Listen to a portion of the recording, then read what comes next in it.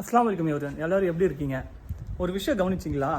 World cup ஜெயிச்ச உடனே ஒரு சில பேர் என்ன பண்ணாங்கன்னா, கப்பு வந்து டெம்பிள் கொண்டு போயிருக்காங்க. இதுக்கெல்லாம் யார் காரணம் தெரியுமா? இப்போ என் கேள்வி என்னன்னா, இந்த வேர்ல்டு கப் வெற்றி வந்து ஒரு நாட்டோட வெற்றி.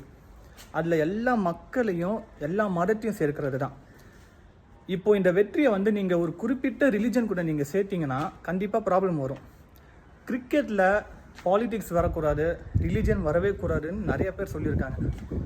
பிகாஸ் இந்தியாவில் பொறுத்த வரைக்கும் கிரிக்கெட் வந்து ஒரு கேமை மட்டும் பார்க்குறது இல்லைங்க, அது ஒரு மில்லியன்ஸ் பீப்புளோட எமோஷன்ஸ் அது. சரிங்களா? ஒரு டீம் ஜெயிச்சா அந்த விக்டரி வந்து எல்லாருக்கும் தான். அதில் டெம்பிளோ சர்ச்சோ மாஸ்கோ அந்த கப்பு எதுக்குமே பிலாங் ஆகாதுங்க. சரிங்களா? ஸ்போர்ட்ஸை செலிப்ரேஷன் பண்ணுங்கள். அதில் நான் கிரிக்கெட் மட்டும் நான் சொல்லலைங்க, எல்லா ஸ்போர்ட்ஸும் சேர்த்து தான் நான் சொல்கிறேன். அதில் ரிலிஜியனோ இல்லை பாலிட்டிக்ஸும் மிஸ் பண்ணிங்கன்னா அந்த யூனிட்டி தான் பாதிக்கும். ஸோ சிம்பிள் கொஸ்டினுங்க, இந்த வேர்ல்டு கப் விக்டரி வந்து ஒரு நேஷனோட செலிப்ரேஷனை பார்க்கணுமா இல்லை ஒரு ரிலீஜியஸோட செலிப்ரேஷனை பார்க்கணுமா? அண்ட் இன்னொன்று சொல்லிக்கிறேன், நான் முஸ்லீம், அதனால தான் நான் அப்படி பேசுகிறேன் நினச்சிக்காதீங்க. நான் கோயிலுக்கும் போயிருக்கேன், சர்ச்சுக்கும் போயிருக்கேன், அப்புறம் புத்திஸ்ட் டெம்பிளுக்கும் போயிருக்கேன். எனக்கு எம்மதமும் சம்மதம் தான்.